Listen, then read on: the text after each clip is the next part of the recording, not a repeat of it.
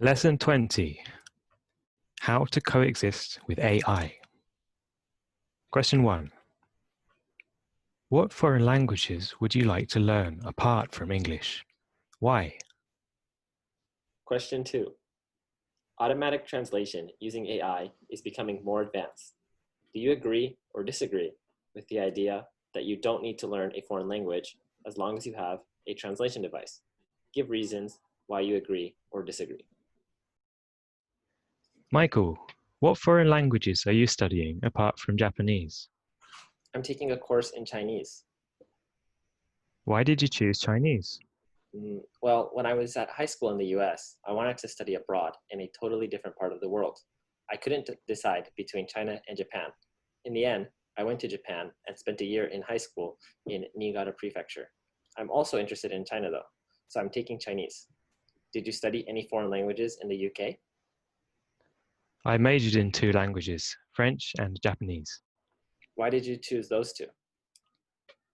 I chose Japanese because I saw the Studio Ghibli film Laputa Castle in the Sky in a cinema in the French countryside. I chose French because I'd already studied it at school and I wanted to continue. By the way, machine translation has become much more accurate recently. In a class the other day, a student specializing in natural language processing asked why we had to study foreign languages at university when we have machine translation. I don't think the goal of studying foreign languages is just getting language skills. For example, many Japanese departments in universities around the world have tea ceremony rooms. In English universities, the pub is the place to go to meet people, but a tea ceremony room is a totally different, tranquil place. I think experiencing Japanese culture in that kind of environment is also important in terms of gaining understanding of other cultures.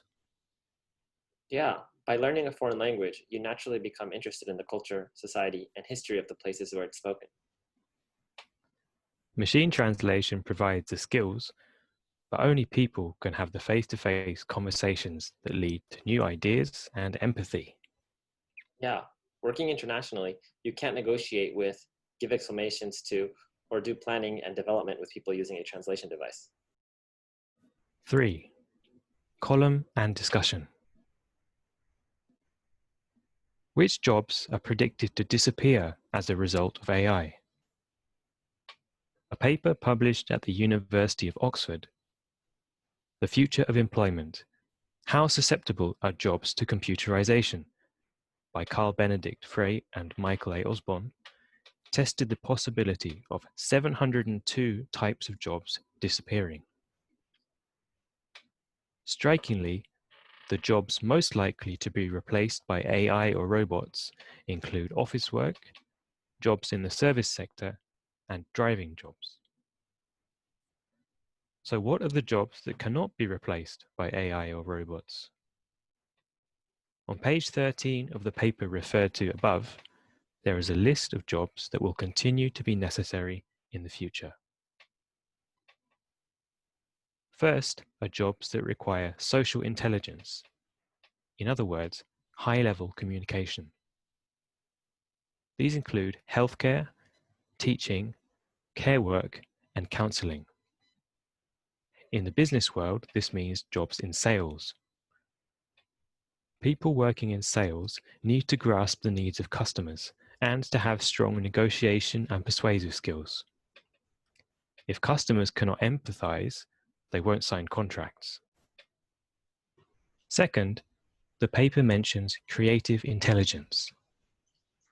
This includes planning and development and entrepreneurship in the business world, research in academia, and jobs in music, theatre, dance, fine art, film, photography, media, architecture, and cuisine in the arts.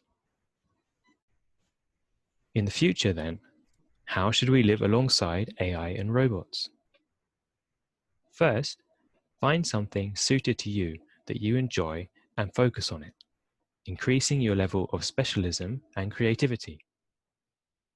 Next, spend lots of time engaging in co-creation with people from different fields and cultures. I think people should leave to AI the things they don't want to do, spending more time on things they like doing and being creative. Co-creation requires high-level communication and understanding of other cultures. I think this is where there is meaning in learning foreign languages. You can't use a translation device to negotiate with someone, persuade them about something, or co-create with them. It's important to meet people face to face and develop empathy with them. By the way, translation is one of the careers flagged as likely to disappear in the future, but I think that translators greatly contribute to our understanding of other cultures. For example, have you ever heard of Dr. Donald Keene? Dr. Keene was a researcher of Japanese literature. He was born in New York and decided at the age of 18 to study Japanese literature at Columbia University. After retiring as a professor at Columbia, he obtained Japanese citizenship and worked under the Japanese pen name Ki Dunaruto. Actually, when I was a young researcher, I was on the editorial board for the university magazine and had the chance to interview Dr. Keene. He amiably invited me to his house in Tokyo's Kita ward. His home was in fact close to where I lived at the time. I was shocked to discover that such a distinguished literary scholar did his shopping in the same street that I did. What was most striking in the interview was Dr. Keene's memories of Ryusaku Tsunoda, his professor at Columbia. He wrote a similar account available below on the website of Waseda University. The other day, I suddenly found in my office a signed copy of Unfamiliar Terms, A Journey Across Cultures, that Dr. Keene had given me 25 years earlier. I was reminded of when I visited the Donald Keene Center of Japanese Culture and met young researchers of Japanese literature when I visited Columbia University. My memories of Dr. Keene reminded me again of the joy of learning foreign languages, coming to understand different cultures, connecting with many other people, and opening up a new world. 皆さん、今日は20課最後です。ローレンスさん、マイケルさん、ありがとうございました。イギリス英語とアメリカ英語を半分ずつ聞くことができて、とっても良かったですね。まず、今日のトピックは、なぜ外国を勉強するのかっていうことだったんですね。ローレンさんはスキットの中でお話しされてたんですけれども、ローレンさんはなぜ外国語に興味を持ったんでしょうか。Well, I first started learning French at school, and I just think I had a very charismatic, very skillful teacher who made me realize how fun it could be. But as for Japanese, I had an interest in Studio Ghibli films. And in particular, I saw a Studio Ghibli film when I was on holiday in France. That left a strong impression on me. And so when I came to choosing a major at university, I kept going with my French and I added Japanese. マイケルさん。Why did I? Yeah, that's a good question. But I never really had interest in learning a second language, if I'm being honest. It was only after I started studying abroad in Japan that I decided to start actually studying the language. So I think the main reason was probably to communicate with my host family and with the people at my school, because up until that point, I hadn't studied any form of any foreign language whatsoever.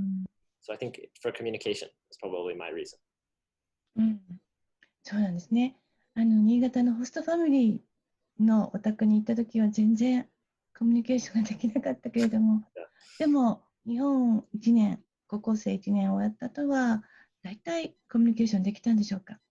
Yeah, after 1 year I was able to communicate freely with my host family, and I passed the Japanese language proficiency test N2 after that 1 year. So I studied, I think, kind of hard. because it was the first time I had ever done something like that, and I thought it was really interesting. So it was something I wanted to get good at. ロレさんやマイケルさんは日本語をかなり高いレベルに習得されて、でもと同時になんか自分が日本化したなって思うことってありますか？ロレンさんいかがでしょうか？ I've started talking to myself. When I first came to Japan, I found it very strange when Japanese people said things like "yosho" or "samu," and at some point I've started doing the same thing. I don't know if that's good or bad, but I've kind of unconsciously started, well, basically copying the people around me. And copying is of course one way that children learn language. So I don't think it's totally bad. 私たちもね、ウィプスとかなんか言いますけどね。私の場合中国語でなんかいろいろ言ったりしますけど、関東詞みたいな感じでしょうか。マイケルさんどうでしょうか？ There's a lot, I think. But I think the biggest one, the one that most people pointed out to me after I went back to America after 1 year in Niigata was my like head nodding that I would do a lot. So in Japanese school, when you pass a teacher in the hallway, you have to greet them and you bow your head a bit. So that's not a thing in the States. We don't do that. We don't greet teachers like that. But I came back with a different mindset almost. And then when I walk into for my first class of the day, when I would walk in, I would go, "Good morning." And one day the teacher asked me, like, why do you do that? And I was like, I don't know. Like, I guess it's just something that I thought we did. Like, it didn't seem strange to me anymore to have to like greet teachers and like nod your head. It didn't register for me as like a culture difference. I think I knew, but I didn't notice until that I was doing it subconsciously until he pointed it out. So stuff like that, I think. そうですね。やっぱり日本人だなって分かるのは結構軽くお辞儀をするとか会釈をするとかっていうのは日本人の仕草かもしれませんね。確かに中国の人もあんまりしないですよね。はい、だからまあこううなずいてる人を見ると大体日本人だって分かっちゃうので、外国ではあまりしない方がいいかもしれません。安全のために。日本人は人よしというステレオタイプなイメージがあるそうです。狙われやすいようですね。で今日のトピックはもう一つですね、将来なくなる仕事。でも、なくならない仕事っていうことにフォーカスをしてみたんですけれども、ロレさんは将来どんな仕事をしたいんでしょうか？ Well, once I graduate, I hope to become a teacher. I hope to teach English in Japan.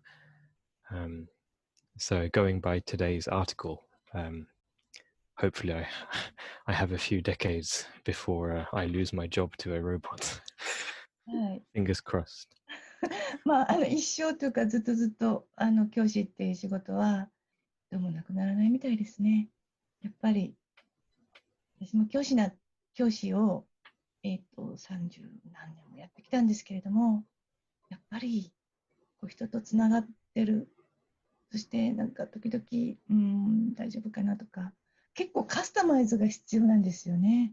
コミュニケーションも取らなきゃいけないし、ですからかなり高度ななんか、ものが必要かもしれません。マイケルさんはどうでしょうか？ True. I think I want to be involved in research regarding how people learn languages and bilingualism. So people who speak more than one language. And I think that robots won't be smart enough to do research, I think, in the future. So it's probably a safe job, I think. そうですね。じゃあ皆さんもセーフジョブにかれることを祈ってます。で、今日は最後なんですけれども、ずっと後ろで支えてくれていた中国からのジョンさんにちょっと出てきていただきたいと思います。Hi everyone. 皆さん、こんにちは。はい。いつも影にいる、動画編集者の長生と申します。皆さん、1年半のモニタリングで、大変お疲れ様でした。機会がまた機会がありましたら、また皆さんの英語学習をサポートしていきたいと思います。皆さんもありがとうございました。からも、頑張ってください。はい。1年半以上じゃないですか。そうですね。20ヶ月だもんね。20回でしたから。そうです。はい。はいジョンさん、本当にありがとうございました。はい。じゃあ皆さんもこれからも頑張ってください。またどこかでお目にかかることを楽しみにしています。